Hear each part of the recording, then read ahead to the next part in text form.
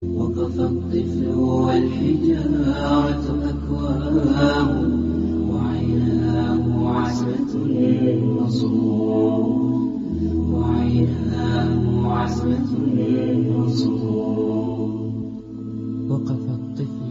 Pendengar yang budiman,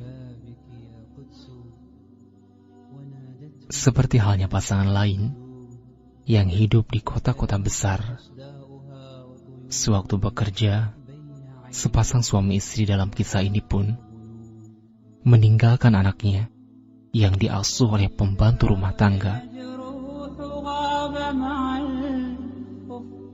Anak tunggal pasangan ini, putri cantik, berusia 3,5 tahun. Ia sendirian di rumah dan kerap kali dibiarkan pembantunya karena sibuk bekerja di dapur. Bermainlah dia bersama ayun-ayunan di atas buayan yang dibeli oleh ayahnya, ataupun memetik bunga dan lain-lain di halaman rumahnya.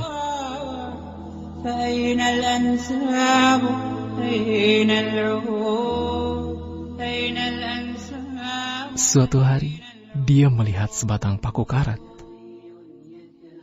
dan ia pun mencoret lantai tempat mobil ayahnya diparkirkan. Tetapi, karena lantainya terbuat dari marmer, maka coretan tidak berbekas. Dicobanya lagi pada mobil baru ayahnya. Ya, karena mobil itu berwarna gelap, maka coretannya tampak jelas. Apalagi anak itu pun membuat coretan sesuai dengan kreativitasnya. Karena ingin menghindari macet, hari itu ayah dan ibunya menggunakan sepeda motor ke tempat kerja. Setelah sebelah kanan mobil sudah penuh coretan, maka gadis kecil itu pun beralih ke sebelah kiri mobil. Mengikuti imajinasinya, dibuatnya gambar ibu dan ayahnya, kemudian gambarnya sendiri. Lukisan ayam, kucing, dan lain sebagainya. Kejadian itu berlangsung tanpa disadari oleh si pembantu. Saat pulang petang, terkejutlah pasangan suami istri tersebut ketika mereka melihat mobil yang baru setahun dibeli dengan kredit itu penuh dengan goresan. Sontak, si bapak yang belum lagi masuk ke rumah pun berteriak, "Kerjaan siapa ini?" Si pembantu tersentak dengan teriakan itu, lantas berlari keluar. Dia juga terkejut. Mukanya merah padam ketakutan, lebih-lebih melihat wajah bengis tuannya.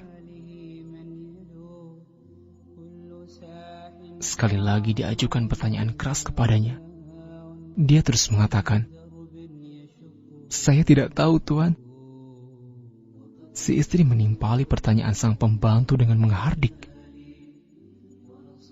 "Kamu di rumah sepanjang hari, apa saja sih yang kamu lakukan?"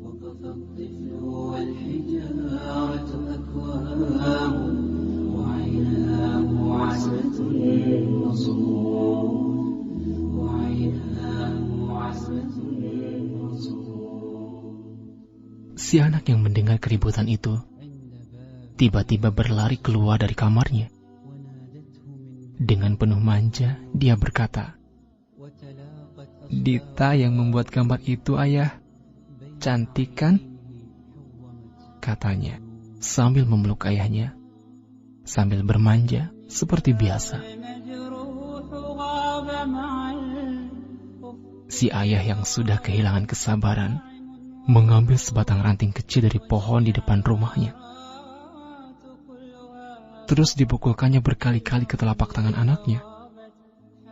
Si anak yang tak mengerti apa-apa menangis kesakitan, pedih sekaligus ketakutan. Puas memukul telapak tangan, si ayah memukul pula belakang tangan anaknya. Sedangkan si ibu cuma mendiamkan saja, seolah merestui dan merasa puas dengan hukuman yang dikenakan.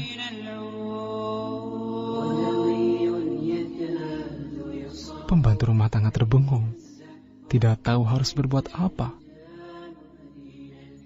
Si ayah cukup lama memukul-mukul tangan kanan dan kemudian ganti tangan kiri anaknya. Setelah si ayah masuk ke rumah diikuti si ibu, pembantu rumah tersebut menggendong anak kecil itu, lalu membawanya ke kamar.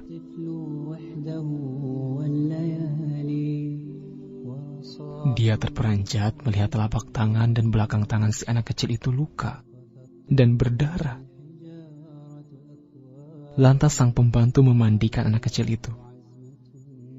Sambil menyiramnya dengan air, dia ikut menangis. Anak kecil itu juga menjerit-jerit, menahan pedih saat luka-lukanya terkena air.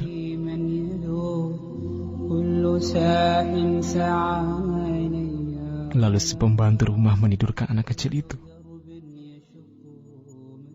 Si ayah sengaja membiarkan anak itu tidur bersama pembantu rumah. Keesokan harinya, kedua belah tangan si anak bengkak. Pembantu rumah itu pun mengadu ke majikannya. Oleskan obat saja, jawab bapak si anak.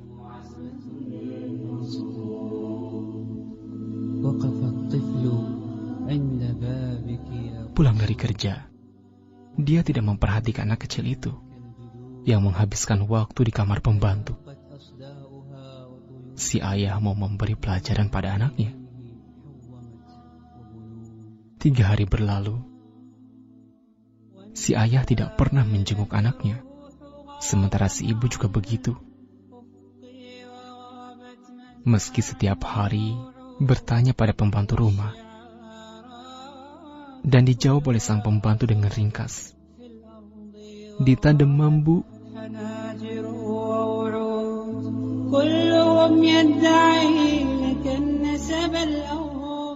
Si ibu pun menyarankan,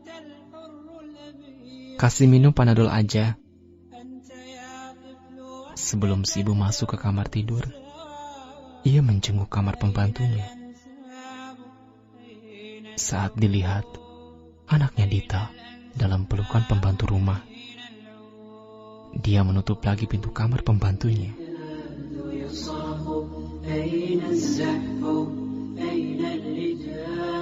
Masuk hari keempat, pembantu rumah tangga itu pun memberitahukan tuannya bahwa suhu badan Dita terlalu panas.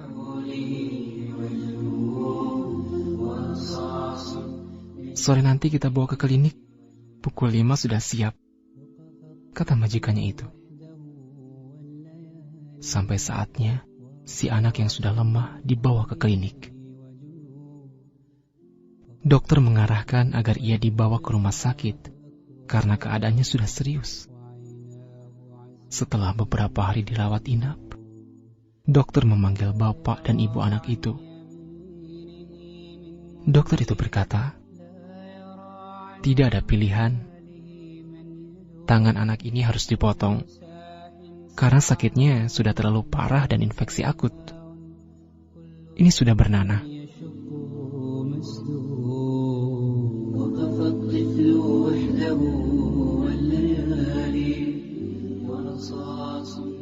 Demi menyelamatkan nyawanya, maka kedua tangan si anak harus dipotong dari siku ke bawah.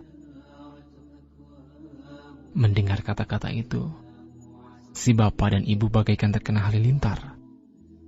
Terasa dunia berhenti berputar. Tapi apa yang dapat dikatakan lagi?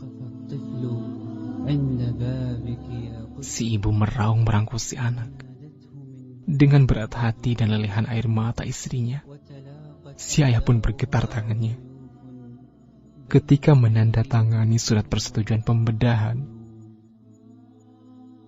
keluar dari ruang bedah, selepas obat bius yang disuntikan habis, si anak menangis kesakitan. Dia juga keheranan melihat kedua tangannya berbalut kasar putih. ditatapnya muka ayah dan ibunya. Kemudian ke wajah sang pembantu. Dia mengerutkan dahi melihat mereka semua menangis. Dalam siksaan menahan sakit, berulang kali si anak bersuara dalam linangan air mata. Ayah, ibu, Dita tidak akan melakukannya lagi. Dita tidak mau lagi ayah pukul. Dita tak mau jahat lagi. Dita sayang ayah. Dita sayang ibu.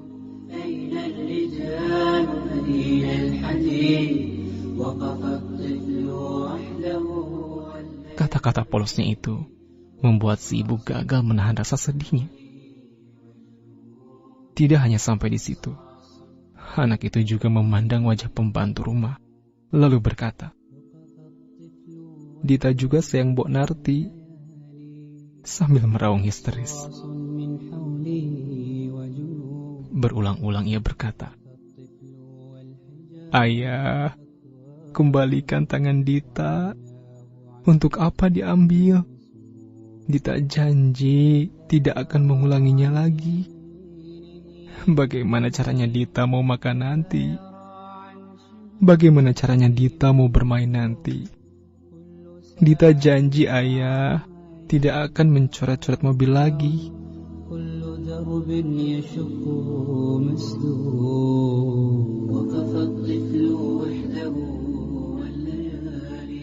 Mendengar kata-kata anaknya, serasa hancur hati si ibu. Meraung-raung dia sekuat hati. Namun apa yang sudah terjadi, tiada manusia dapat menahannya. Nasi sudah menjadi bubur. Pada akhirnya, si anak cantik itu meneruskan hidupnya tanpa kedua tangan. Dan ia masih belum mengerti mengapa tangannya tetap harus dipotong meski ia sudah meminta maaf.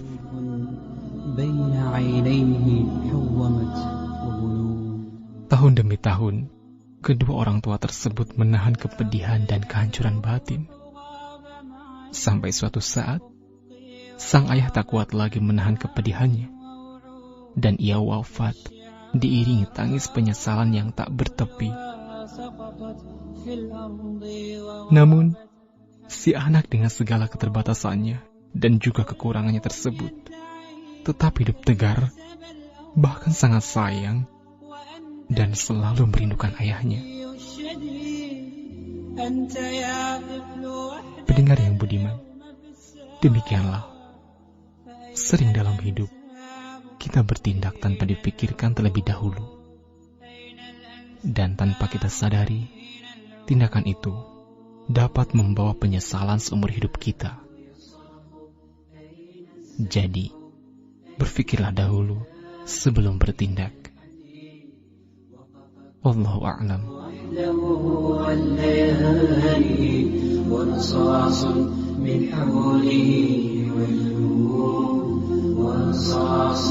من حوله